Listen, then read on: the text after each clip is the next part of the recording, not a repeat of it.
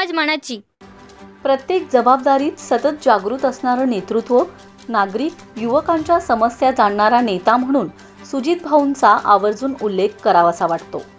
सुजित भाऊ मदत करण्याकरिता ते जात, भेद, धर्म, पंथ, पक्ष असा भेदभाव ते कधीच करत नाहीत. मदतीची गरज आहे त्याला मदत मिळालीच पाहिजे असा त्यांचा अट्टहास असतो. तरुणाईला सक्षम करण्यासाठी धडपडणारं नेतृत्व, प्रवाहाच्या विरोधात जाऊन काम करणारं नेतृत्व, गावातील एक कार्यकुशल व सेवाभावी नेतृत्व अशी त्यांची ओळख आहे. गावातील अनेक सामाजिक, राजकीय, सांस्कृतिक कार्यक्रमात त्यांचा मोलाचा वाटा असतो. अनेक जीवनावश्यक व लोकहिताच्या कामासाठी प्रशासनाविरोधात आंदोलनातून, वेळ प्रसंगी उपोषणातून त्यांनी आवाज उठवला.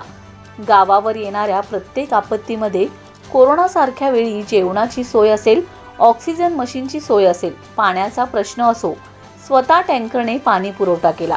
मदतीसाठी ते सर्वप्रथम उपलब्ध असतात. याचंच एक उदाहरण म्हणजे लोकसभेच्या वेळी विशालदादांना गावातून लीड मिळणे हे आहे. ते आणि त्यांचा मित्रपरिवार यांनी अहोरात्र काम केले. बेडकमध्ये चांगलं मताधिक्य विशालदादांना मिळालं. मतमोजणी प्रक्रिया पूर्ण झाल्यानंतर बेडकचे कार्यकर्ते तसेच इतर गावातील कार्यकर्त्यांनी खासदार विशालदादा पाटील यांना खांद्यावर उचलून घेऊन बाहेर आणले व जल्लोष साजरा केला. या पाठीमागे कारणही तसंच आहे.